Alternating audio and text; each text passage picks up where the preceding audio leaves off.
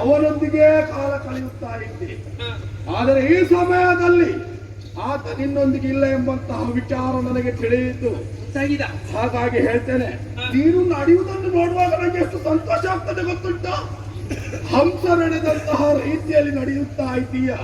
ನಿನ್ನಲ್ಲಿ ಹೇಳುವುದು ಒಂದೇ, ನಾನು ಬಯಸಿದ್ದು ನಿನ್ನಲ್ಲಿ ಸುಖ ಕೊಡಲೇಬೇಕು. ನೀನು ಆ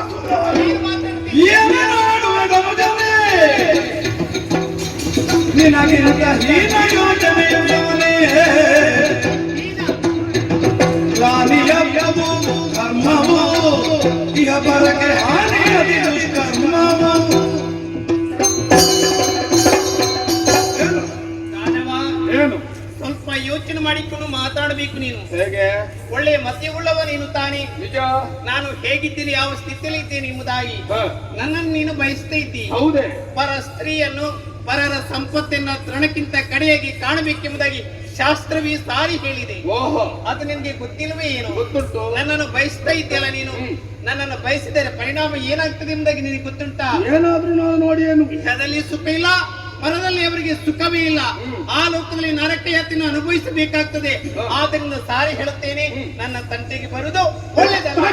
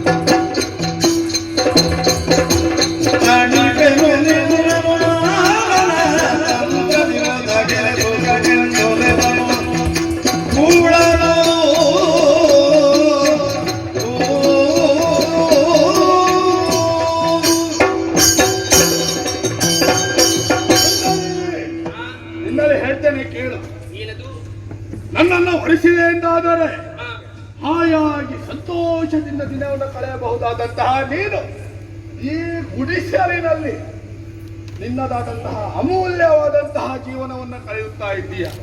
ಒಂದೊಮ್ಮೆಗೆ ನನ್ನ ಮನಸ್ಸಿನಲ್ಲಿ ಬೇಸರ ಆಗ್ತದೆ, ನೀನು ನನ್ನೊಂದಿಗೆ ಇದ್ರೆ ಇಷ್ಟು ಹೊತ್ತಿಗೆ ಯಾವ ರೀತಿ ಎನ್ನುವ ಯೋಚನೆ ನಿನಗಿರುವುದಕ್ಕಿಲ್ಲ. ನೋಡುವೆ, ನನ್ನನ್ನೊಮ್ಮೆ ತಲೆಗೆಯಿಂದ ಕೆಳಗಿನವರೆಗೆ ಸರಿಯಾಗಿ ನೋಡುತ್ತೆ. ಅಚ್ಚುಕಟ್ಟಾದಂತಹ ಮಾಂಸವನ್ನು ಬಗೆ ಬಗೆಯ ರೀತಿಯಲ್ಲಿ ತಯಾರಿಸಿ ಸೇವಿಸುವವರು ನಾನು. ಹಾಗಾಗಿ ದಷ್ಟಪುಷ್ಟವಾದಂತಹ ತೋಳು, ವಿಶಾಲವಾದಂತಹ ಎದೆ, ಅಂಗ ಸೌಷ್ಠವನ್ನೊಮ್ಮೆ ನೋಡೆ. ಇದನ್ನೆಲ್ಲ ನಿನ್ನ ಗಂಡನಲ್ಲಿ ಕಾಣುವುದಕ್ಕೆ ಸಾಧ್ಯವೇ? ನೀನು ಯೋಚಿಸಿಯೂ ಇರ್ಲಿಕ್ಕಿಲ್ಲ. ಮುಖದಲ್ಲೊಂದಿಷ್ಟು ಗಡ್ಡ, ಹಣೆಯಲ್ಲಿ ಒಂದಿಷ್ಟು ವಿಭೂತಿ, ಇದನ್ನೆಲ್ಲ ಕಂಡು ನಿನ್ನ ಮನಸ್ಸಿಗೆ ಬೇಸರವಾಗುತ್ತಿರುವೆ. ಬೇಸರ ಎಂಬುದೇ ಇಲ್ಲ. ಹೌದಾ? ನಿನ್ನ ಬೇಸರ ಆಗಿದ್ರು ಅದನ್ನು ದೂರ ಮಾಡುವಂತಹ ಸಾಮರ್ಥ್ಯ ನನ್ನಲ್ಲಿ ಉಂಟು. ವಿಶಾಲವಾದಂತಹ ಸೌಧವೂ ಇದೆ, ಮನಸ್ಸಿಗೆ ಮನೋರಂಜನೆಯನ್ನು ಕೊಡುವುದಕ್ಕೂ ವ್ಯವಸ್ಥೆಯೂ ಇದೆ. ಹಾಗಾಗಿ ನಿನ್ನಲ್ಲಿ ಹೇಳುವುದು, ಕೊನೆಯದಾಗಿ ಸುಖ ಕೊಡ್ತೀಯಾ ಅಲ್ಲ ನಿನ್ನ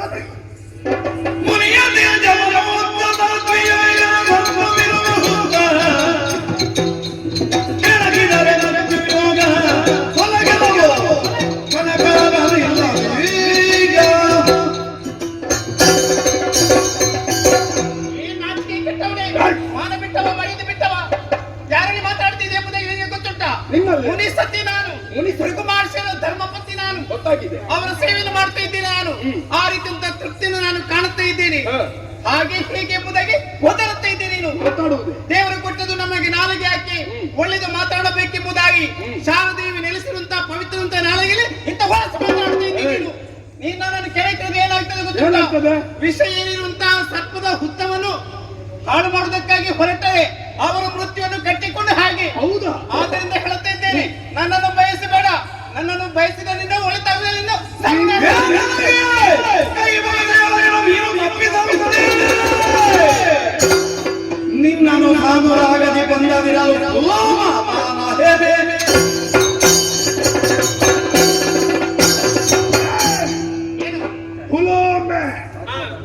ಮಾತಾಡ್ತೀಯ?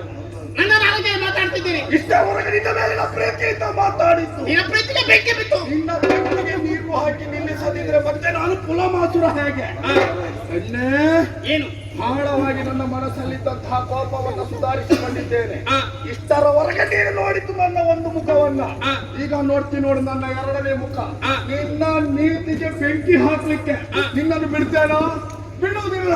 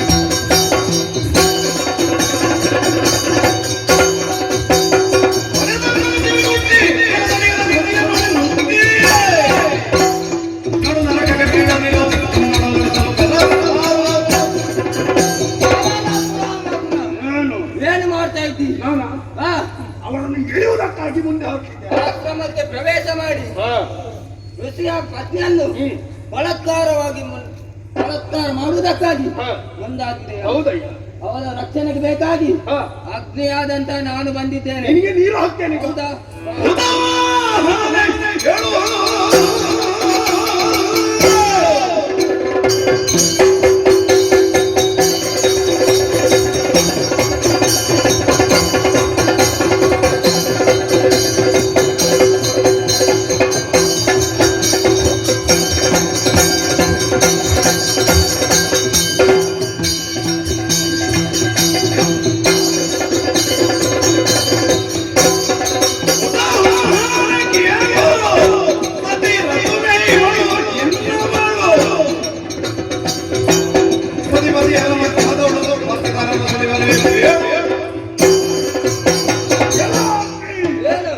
ನಾನು ಮುಂದುವರಿದಂತಹ ಕೆಲಸಕ್ಕೆ ಅಗ್ನಿಯಾದಂತಹ ನಿನ್ನದು ತಡೆಯ, ನಮ್ಮದಾದಂತಹ ದೇಹದಲ್ಲಿರುವ ಕಾಮತೆಯನ್ನು ಶಮನಗೊಳಿಸುವುದಕ್ಕಾಗಿ ಹೊರಟದ್ದು ನೀನು.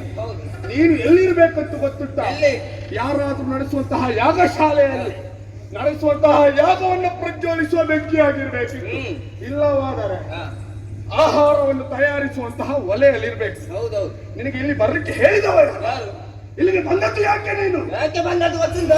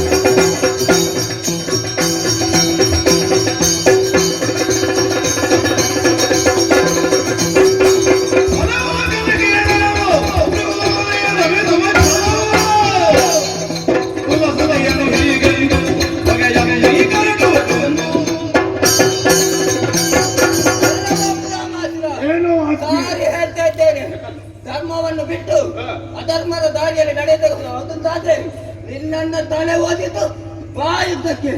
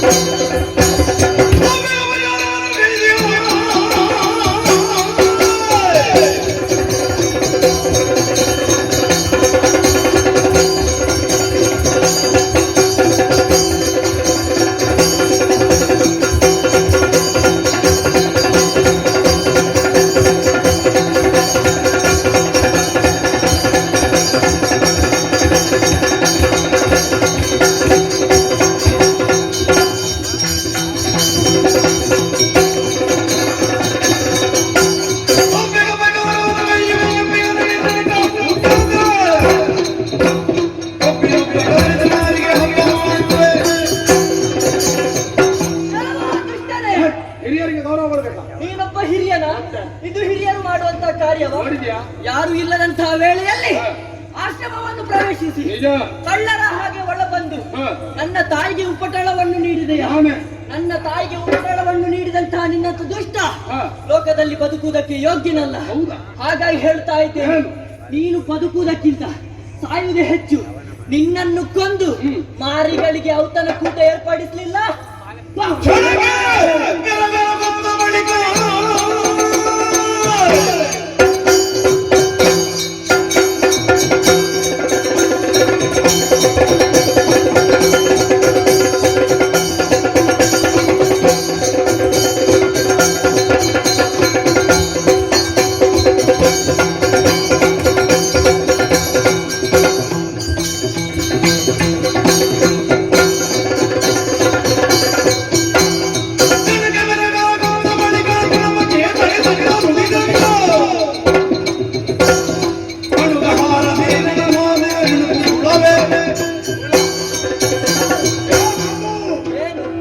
ನಿನ್ನದಾದಂತಹ ತಾಯಿ ಪುಲೋಮೆ, ಆಹಾ. ಆಕೆಯನ್ನ ಬಯಸಿದವರು ನಾನು. ಓಹೋ. ಪಡೆಯುವುದಕ್ಕಾಗಿ ಮುಂದಾದೆ. ಹಾ. ಅಗ್ನಿ ಬಂದ ನೆಂದ ಹೋದ. ಆಹಾ. ತದನಂತರ ಆಕೆಯ ಉದರಕ್ಕೆ ಮ್ಯಾಟಿ ಓಹೋ. ಕೆಳಜಾರಿ ಬಿದ್ದೆ. ಹಾ. ಮಗುವಾದಂತಹ ನಿನ್ನಲ್ಲಿ ಹೇಳುವುದು, ಏನು? ಬಂದ ಹಾಗೆ ಹಿಂದೆ ಹೋಗ್ತೀಯಾ? ಇಲ್ಲದಿದ್ರೆ ಹಿಡಿದೇ ಇಲ್ಲ, ಕಾಲಲ್ಲಿ ಹಿಡಿದು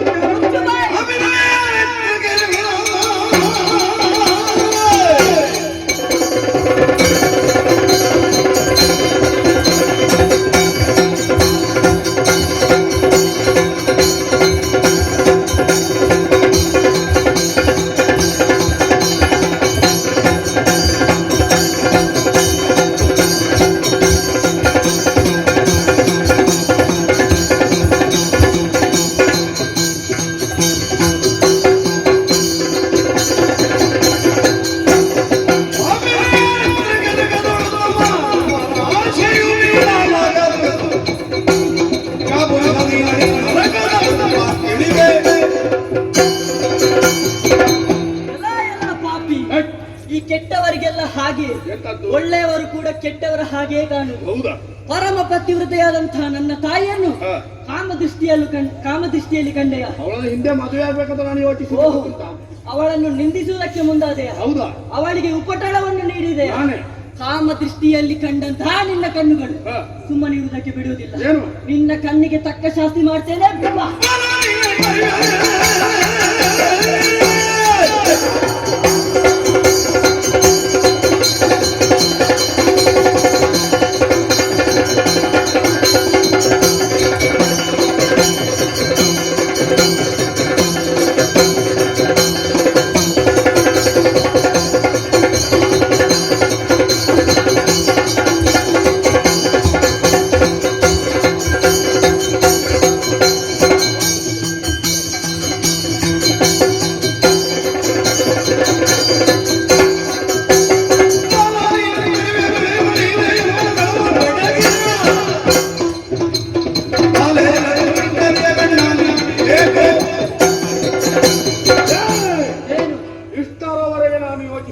ಏನು? ಮಕ್ಕಳಿಗೆ ಹೊಡಿಬಾರದು, ಆಹಾ. ಬೆಳೆಯುವಂತಹ ಮಕ್ಕಳಿಗೆ ಅವಕಾಶದ ದಾರಿಯನ್ನು ತೋರಿಸಬೇಕೆನ್ನುವ ಓಹೋ. ಹಾಗೆ. ಆದ್ರೆ ನಿನ್ನಂತಹ ಮಕ್ಕಳಿಗೆ ಆಹಾ. ಅವಕಾಶದ ದಾರಿಯಲ್ಲ, ಮತ್ತೆ? ಕೈಕಾಲು ಕಡಿದು ಆಹಾ. ಎಲ್ಲಿ ಅದು ಬಿಸಾಡ್ತಾರೆ.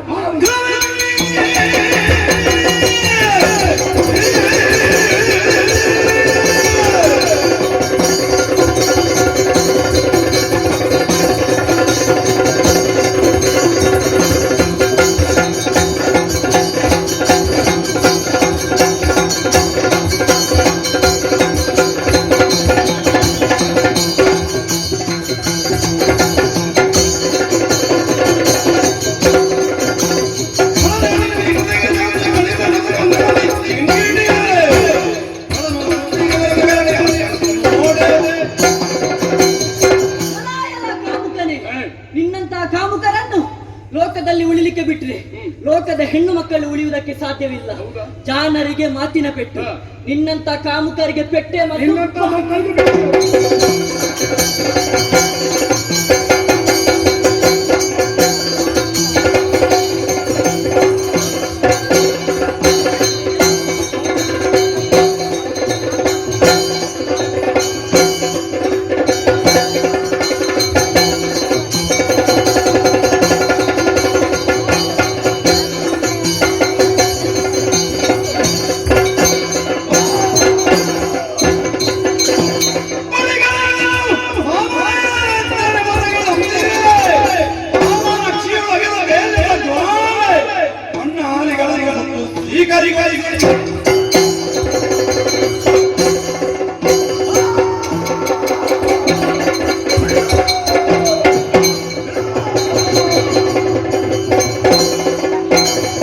ಏನಾಗಿ ಹೋಯ್ತು?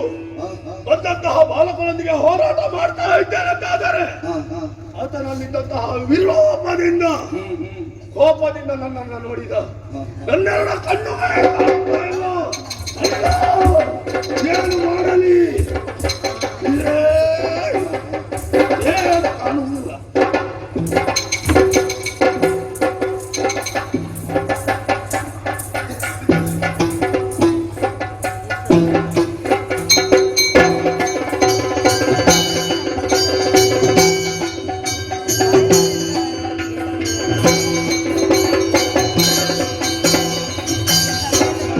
ಮಗುವೆ ನಿನ್ನ ಪುಣ್ಯದ ಪಿಂಡವಾಗಿ ಮುಗಿತಂದೆ ರಕ್ಷಕನಾಗಿ ಕುಮಾರನೆ ನಿನ್ನ ಮಹಿಮೆಯ ನಾನೆಂದು ಹೊಗಳುವೆ ಧನ್ಯತಾನೆನುತ ಪಾಲನ ಕೈಯು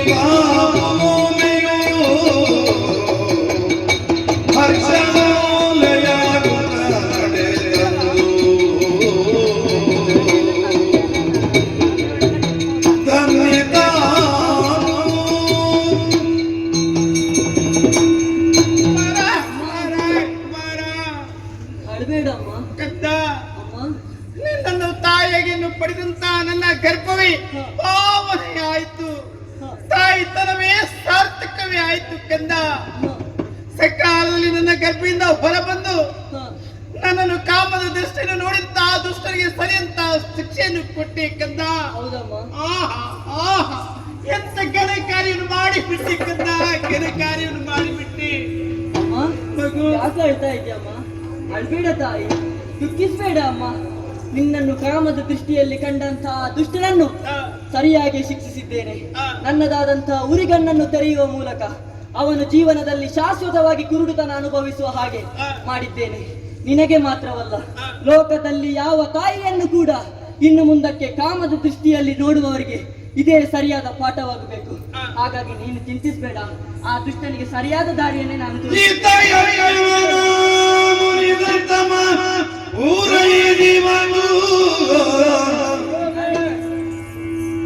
ಸತಿಯೊಡಗಿದ್ದ ತೇಜಸ್ವಿ ಸುತನ ಕಂಡು ಒಳಗಣ್ಣಿನೊಳರಿದಲ್ಲವ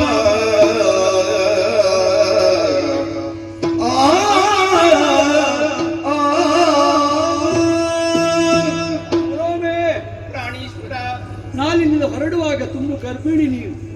ಹಾಗೆಂದು ದೇವರು ಮೆಚ್ಚುವ ಕೆಲಸವನ್ನು ಯಾರು ಮಾಡುತ್ತಾರೋ ಅವರಿಗೆ ದೇವರ ಸಹಾಯ ಇದೆ ಎನ್ನುವುದಕ್ಕೆ ಸಾಕ್ಷಿಗಳು ನಾವೇ ಅಲ್ಲವೇ ಹೇಳು. ಹೌದು ಪ್ರಭು. ನೋಡಿದೆಯಾ, ಗಂಡು ಮಗುವಿನ ತಾಯಿನಾಗಿದ್ದು ಎನ್ನುವುದರಿಂದ ನಾನು ತಂದೆಯಾಗಿದ್ದೇನೆ. ಈಗ ತಂದೆಯಾಗಿ ನನ್ನ ಕರ್ತವ್ಯ ಏನು ಅಂತ ಯೋಚಿಸಿದ್ರೆ, ಮಗನೇ ಇವನಿಗೊಂದು ಒಳ್ಳೆಯ ನಾಮಕರಣ ಆಗಬೇಕಲ್ಲ. ಆಗಬೇಕು ಸ್ವಾಮಿ. ಮೃಗ ಮಹರ್ಷಿಯ ಪುತ್ರನಾಗಿ ಕಾಣಿಸಿಕೊಂಡ ಇವನಿಗೆ ಇನ್ನು ಮುಂದಕ್ಕೆ ಚವನ ಎಂಬ ಹೆಸರು ನೀಡಿಸಿದ್ದೇನೆ. ಮಗನೇ, ಅಪ್ಪ ಈ ಲೋಕದಲ್ಲಿ ನಾವು ವ್ಯಕ್ತಿಗಳಾಗಿ ಕಾಣಿಸಿಕೊಂಡರೆ ಸಾಲದಪ್ಪ, ಶಕ್ತಿಗಳಾಗಿ ಬರೆಯಬೇಕು. ಜೀವನ ಎನ್ನುವುದು ಇದೊಂದು ಆಟ. ಜೀವನದ ಆಟದಿ ಪಾತ್ರಧಾರಿಯು ನೀನು. ಹಾವಭಾವದಿ ನಿನ್ನ ಪಾತ್ರವನ್ನು ಮೆರೆಸು. ಯಾವುದನ್ನು ಎದುರಿಸುವ ಧೈರ್ಯವನ್ನು ನೀ ಮಾಡು. ಗೋವಿದನು ನೀನೆನಿಪೆ. ಅಷ್ಟೇ ಅಲ್ಲ ಮಗನೇ, ನಮ್ಮ ಜೀವನ ಎನ್ನುವುದು ವಿಶ್ವದಲ್ಲಿ ಕಾಣಿಸಿಕೊಂಡರೆ ಸಾಲದು, ವಿಶ್ವಕ್ಕೊಂದು ಹೊಸ ಕೊಡುಗೆಯನ್ನು ನೀಡಬೇಕು. ಈ ಲೋಕದಲ್ಲಿ ಜಾತಸ್ಯ ಮರಣಂ ಧ್ರುವಂ, ಹುಟ್ಟಿದವ ಒಂದಲ್ಲ ಒಂದಿನ ಸಾಯಲೇಬೇಕು. ಹಾಗೆಂದು ಮರಣವನ್ನು ದೂರವಿರಿಸುವಂತ ಯೋಗ್ಯವಾದಂತಹ ವಿದ್ಯೆಯನ್ನು ನೀನು ಕಲಿಯುವುದಕ್ಕಿದ್ದೀಯ. ಅದರ ವಿದ್ಯೋಪದೇಶವು ಆಗುವುದಕ್ಕಿದೆ. ಅಷ್ಟೇ ಅಲ್ಲ, ಲೋಕದ ಒಳಿತಿಗೆ ಬೇಕಾಗಿ ತಪಸ್ಸನ್ನು ಆಚರಿಸುವ ಮೂಲಕವಾಗಿ ಲೋಕ ಕಲ್ಯಾಣ ನಿನ್ನಿಂದ ಆಗಬೇಕು. ಕಾಯೇನ ವಾಚ ಮನಸ ತ್ರಿಕರಣ ಪೂರ್ವಕವಾಗಿರಬೇಕು. ಅಳಿವುದಿ ಕಾಯ, ಉಳಿಯುವುದು ಕೀರ್ತಿ. ನಾವು ಈ ಜೀವನದಲ್ಲಿ ಇರುವಾಗ ಒಳ್ಳೆಯ ಕೆಲಸವನ್ನು ಮಾಡಿದ್ರೆ ಕೀರ್ತಿ ನಮಗೆ ಶಾಶ್ವತವಾಗಿ ಉಳಿಯುತ್ತದೆ. ಕೀರ್ತಿ ಎನ್ನುವುದು ಸೂರ್ಯ ಚಂದ್ರ ಇರುವ ತನಕ ಶಾಶ್ವತವಾಗಿ ಉಳಿಯುವಂತ ಕಾರ್ಯವನ್ನು ಮಾಡು. ಅಪ್ಪ ನನ್ನದೊಂದು ಕೋರಿಕೆ ಇದೆ ಅಪ್ಪ. ಜನನಿ ಜನಕರೆಲಾಲಿನಿಂದು ನಾನಿಮ್ಮ ಜನನಿ ಜನಕರೆಲಾಲಿಗುದು ಓ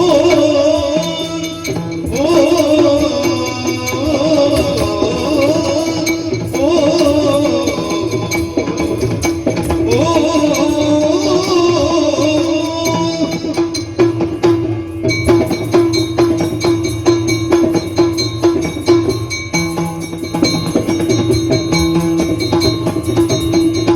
ಜನಮೇ ಜನಕರೆಲಾಲಿಗುದು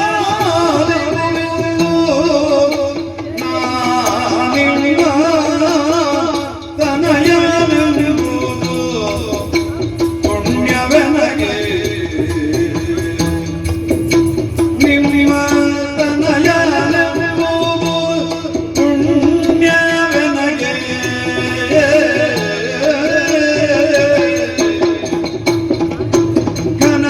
ಘನತಪವಾದನೆಗೆ ಅನುಮತಿಯ ನೀಡಬೇಕು ಘನತಪವಾದನೆಗೆ ಅನುಮತಿ ನೀಡಬೇಕು ಬೀಳ್ಕೊಂಡ ಬೆತ್ತವರನನ್ನು ಜನರಿ ಜನಕರೆಲಾಲಿಗುದು ಓ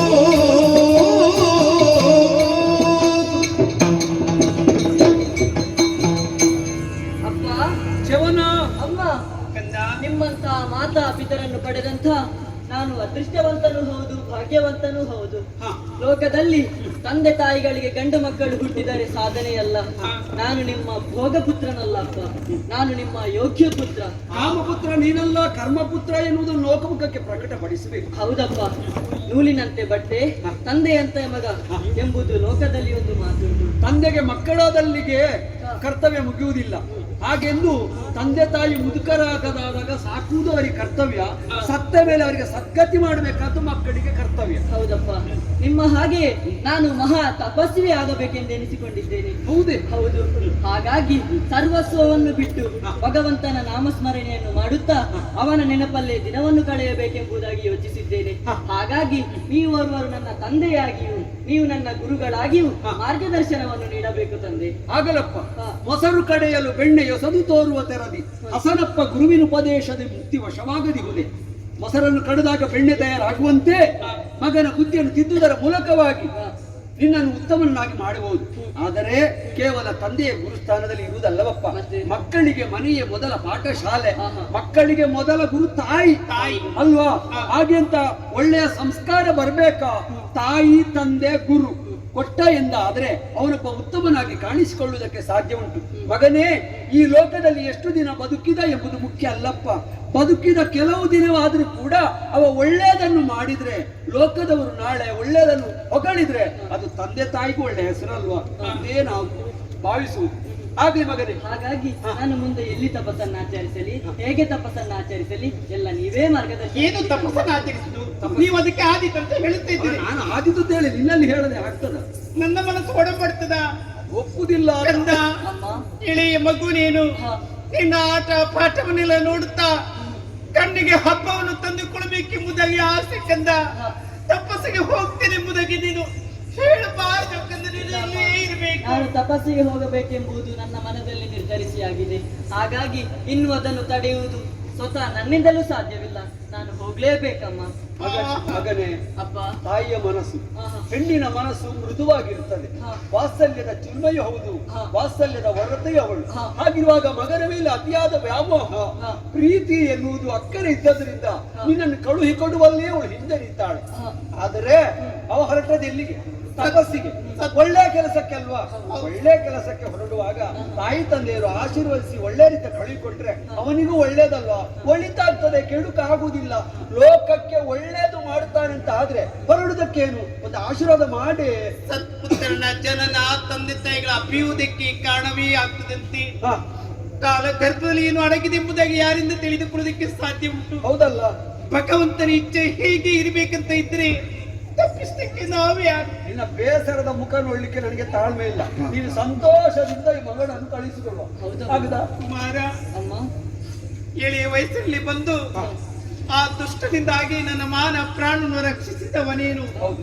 ಈ ಧರೆಯಲ್ಲಿ ಸೂರ್ಯ ಚಂದ್ರರು ಇರುವ ತನಕ ನಿನ್ನ ಕೀರ್ತಿ ಅಚ್ಚಳಿದಿ ಉಳಿಯಲಿ. ಹೋಗು ಮಗನೇ, ಶುಭವಾಗಲಿ, ಶುಭವಾಗಲಿ. ತಾಯಿಗಳ ನೆನಪಿರ್ಲಿ ಕಂದ. ಆಯ್ತಮ್ಮ, ಹೋಗಿ ಬರ್ತೇನೆ ಅಮ್ಮ. ಹೋಗಿ ಬಾ ಕಂದ. ಹೋಗಿ ಬರ್ತೇನೆ. ಜಾಗ್ರತೆ. ಹೋಗಿ ಬರ್ತೇನೆ ಕಂದ ಅಮ್ಮ. ಚವನ.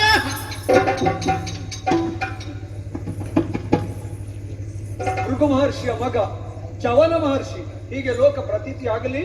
ಹೋಗಿ ಬಾ, ಹೋಗಿ ಬಾ, ಹೋಗಿ ಬಾ ಮಗನೇ. ತಂದೆ ತಾಯಿಯಿಂದ ಆಶೀರ್ವಾದವನ್ನೇನು ಪಡೆದಾಯಿತು. ಸರದಿಯನ್ನು ಸೇರು, ತಪಸ್ಸನ್ನು ಆಚರಿಸು ಎಂಬ ಹಾಗೆ ನನ್ನ ತಂದೆಯವರು ಹೇಳಿದ್ದಾರೆ. ಜೊತೆಗೆ ಮಾರ್ಗದರ್ಶನವನ್ನು ನೀಡಿದ್ದಾರೆ. ಇನ್ನು ತಡ ಮಾಡುವುದು ಸರಿಯಲ್ಲ. ನನ್ನದಾದಂತಹ ತಪಸ್ಸನ್ನು ಆಚರಿಸುವುದಕ್ಕಾಗಿ ನೇರವಾಗಿ ಶರದಿಯನ್ನೇ ಸಾಕ್ತೇನೆ.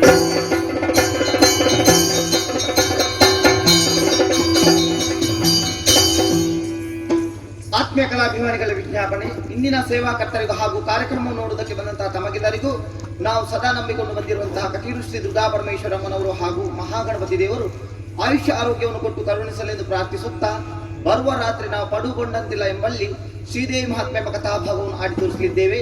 ಈ ಕಾರ್ಯಕ್ರಮಕ್ಕೂ ಹೆಚ್ಚಿನ ಸಂಖ್ಯೆಯಲ್ಲಿ ಬಂದು ಕಾರ್ಯಕ್ರಮವನ್ನು ಚೆಂದ ಕಾಣಿಸಿಕೊಳ್ಬೇಕಾಗಿ ಕೇಳಿಕೊಳ್ಳುತ್ತಾ ಕಥಾಭಾಗವನ್ನು ಮುಂದುವರಿಸೋದಕ್ಕಾಗಿ ಸಭಿಕರಿಂದ ಅಪ್ಪಣೆಯನ್ನು ಕೇಳಿಕೊಳ್ಳುತ್ತಾ ಇದ್ದೇವೆ. ನಮಸ್ತೆ, ಜೈ ಹಿಂದ್. ಯಕ್ಷಗಾನ ಗಿರಿ. ಶರಣು ಶರಣು ಸ್ವಾಮಿ ವರುಣಪ್ಪ, ಸ್ವಾಮಿ ವರುಣಪ್ಪ, ನಮ್ಮ ಕರುಣದಿಂದಲೇ ಕಾಯೋ ವರುಣಪ್ಪ, ನಮ್ಮ ಕರುಣದಿಂದಲೇ ಕಾಯೋ ವರುಣಪ್ಪ, ಕಾಯೋ ವರುಣಪ್ಪ.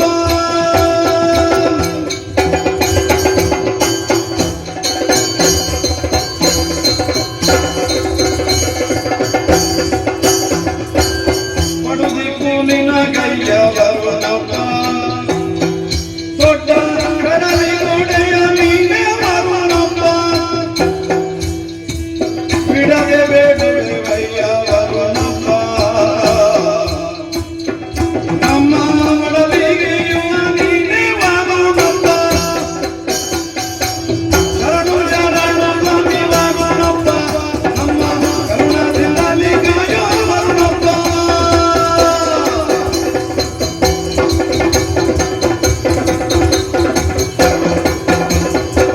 ಮಡದಿ ಮಕ್ಕಳು ಕೂಡಿ ವರುಣಪ್ಪ,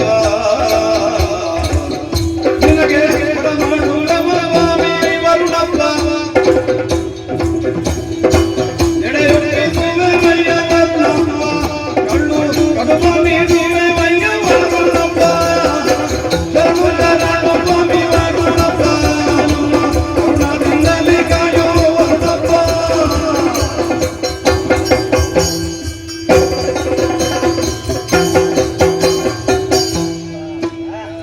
ಹೇಗೆ ಯಾವುದೇ ಒಂದು ಕೆಲಸಕ್ಕೆ ಹೋಗುವ ಮುಂಚಿತವಾಗಿ ನಾವು ಆ ವರುಣ ದೇವನನ್ನು ಪೂಜೆ ಮಾಡಿಯೇ ಹೋಗುವುದು. ಆಗ್ಲಿಕ್ಕೆ ನಮ್ಮನ್ನೆಲ್ಲ ಅಂಬಿಗರು, ಬೆಸ್ತರು, ಮರಕಳರು, ಕಾರ್ವಿಗಳು ಅಂತ ಕರೆಯುತ್ತಾರೆ. ಈ ರೀತಿ ಹೆಸರು ಬರುವುದಕ್ಕೆ ಕಾರಣ ಏನು ಗೊತ್ತಾ? ಈ ಹಿಂದಕ್ಕಾದ್ರೆ ಸಮುದ್ರ ಇಡೀ ಮೀನಿನಲ್ಲೇ ತುಂಬಿ ಹೋಗಿತ್ತಂತೆ. ಆವಾಗ ನಮ್ಮ ಜಾತಿಯವರೊಬ್ಬರು ಹೋಗಿ ದೇವರಲ್ಲಿ ಪ್ರಾರ್ಥನೆ ಮಾಡಿದ್ರಂತೆ, ಏನಾದರೂ ಮಾಡಿ ನಮ್ಮ ಜೀವನ ಸಾಗಿಸುವುದಕ್ಕೆ ಒಂದು ಕೆಲಸ ಕೊಡಿ ಅಂತ. ದೇವರು ಹೀಗೆ ಆಲೋಚನೆ ಮಾಡಿದ್ರಂತೆ, ಒಂದು ಬಲೆ ಬಿಟ್ರಂತೆ. ಆ ಬಲೆಯನ್ನು ಹಿಡಿದು ಈ ಸಮುದ್ರಕ್ಕೆ ಹಾಕಿ ಅದರಿಂದ ಹಿಡಿದ ಮೀನನ್ನು ಮಾರಿ ನಮಗೆ ದಿನ ಕಳೆಯುವುದಕ್ಕಾಯಿತು. ಅಂಬಿಕಾ ದೇವಿಯ ಪ್ರಸಾದ ರೂಪವಾಗಿ ನಾವು ಈ ಸೇವೆಯನ್ನು ಮಾಡ್ತಾ ಇದ್ದ ಕಾರಣ ನಮ್ಮನ್ನು ಅಂಬಿಕರು ಅಂತ ಕರೆಯುತ್ತಾರೆ. ಇನ್ನು ಕೆಲವರು ಹಾಗಲ್ಲ, ನಮ್ಮನ್ನು ಮರಕಳ್ಳರು ಅಂತ ಕರೀತಾರೆ. ನಾವು ಯಾರ್ದಾದ್ರೂ ಮರ ಕದಿಯಲಿಕ್ಕೆ ಹೋಗಿದ್ದೇವೆ, ನಾವು ಮೀನು ಹಿಡಿಲಿಕ್ಕೆ ಬರುವುದು ಕಷ್ಟನೇ. ನಾವು ಹೋಗುವಂತ ದೋಣಿ ಬೇಕಿದ್ರೆ ಮರ ಬೇಕು, ಅದಕ್ಕೂ ರೊಕ್ಕ ಕೊಟ್ಟೇ ನಾವು ಈ ರೀತಿ ಮಾಡುವುದು. ಆದ್ರೂ ನಮ್ಮನ್ನು ನೋಡಿ ಸಹಿಸದ ಇನ್ನೊಂದು ವರ್ಗದವರು ನಮ್ಮನ್ನು ಆ ರೀತಿ ಕರೀತಾ ಇದ್ದಾರೆ. ಇನ್ನು ಕೆಲವರು ನಮ್ಮನ್ನು ಕಾರ್ಮಿಕರು ಅಂತ ಕರೆಯುವುದು. ಅದು ನಮ್ಮ ನಮ್ಮ ಜಾತಿ ಹೆಂಗಸರು ಸ್ವಲ್ಪ ಜೋರು. ಮೀನು ಹಿಡಿಯಲಿಕ್ಕೆ ಹೋಗುವಾಗ ನಮ್ಮಲ್ಲಿ ಕೆಲವು ಚಂದ ಚಂದದ ಹೆಣ್ಣು ಮಕ್ಕಳೆಲ್ಲ ಹೋಗ್ತಾರಲ್ಲ. ಕೆಲವು ಇಂಥ ಹುಡುಗರೆಲ್ಲ ಹಿಂದಿಂದ ಬರುವುದು. ಇಂಥವರಿಗೆ ಬುದ್ಧಿ ಕಲಿಸಬೇಕು ಅಂತ ಅದು ಸಮುದ್ರದಲ್ಲಿ ಅದು ತೊರಕ್ಕೆ ಮೀನು ಅಂತ ಸಿಗ್ತದಲ್ಲ, ಅದರ ಬಾಲವೊಂದನ್ನು ಬುಟ್ಟಿಯಲ್ಲಿ ಇಟ್ಟುಕೊಂಡು ಹೋದಂತೆ. ಅವ ಹಿಂಬಾಲಿಸಿಕೊಂಡು ಬರುವಾಗ ಇದರ ಬಾಲದಲ್ಲಿ 4 ಕೊಟ್ಟದ್ದು. ಆವಾಗ ಹೇಳಿದಂತೆ, ಅವರ ಹೆಂಗಸರು ನೋಡುವ ಹಾಗಲ್ಲ, ಖಾರ ಇದ್ದಾಳೆ ಅಂತ. ಹಾಗೆ ಖಾರವಿ ಅಂತ ಅದು. ಏನೇ ಆಗಲಿ ಅಂತೂ ನಾವು ಈ ಸಮುದ್ರಕ್ಕೆ ಬಂದು ಆ ವರುಣ ದೇವರನ್ನ ಸಮುದ್ರ ಪೂಜೆಯನ್ನು ಮಾಡುವ ಮುಖಾಂತರವಾಗಿ ಅವನ ಮನಸ್ಸನ್ನು ತೃಪ್ತಿಗೊಳಿಸುವುದು, ನಮ್ಮ ಹೆಂಡತಿ ಮಕ್ಕಳ ಜೀವನ ಒಳ್ಳೆ ರೀತಿಯಲ್ಲಿ ಆಗಬೇಕು ಅಂತ. ಹಾಗೆಂದು ಇವತ್ತು ಕೂಡ ನಾವು ಬಂದವರು ಮನೆಯಲ್ಲಿ ಪದಾರ್ಥ